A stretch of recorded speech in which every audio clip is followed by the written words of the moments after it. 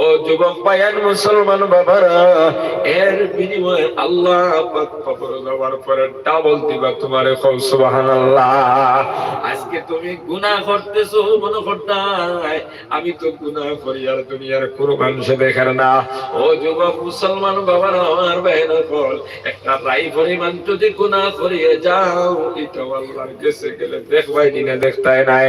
কোরআনে কারীমের মধ্যে আল্লাহ ফরমাইতে, ফামান ইয়ামাল মিসকাল যাররাতিন খাইরান ইয়ারা।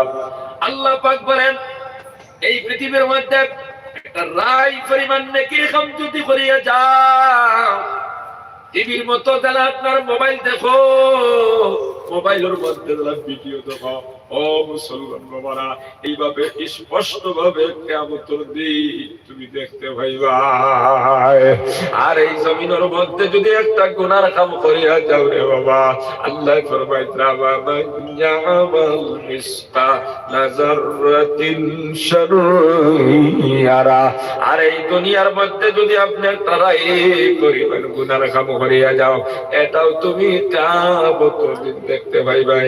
গুনাহ করিয়া গেলেও দেখবাই, নেকি করিয়া গেলে দেখবাই। এই জন্য জমিনের মধ্যে গুনাহ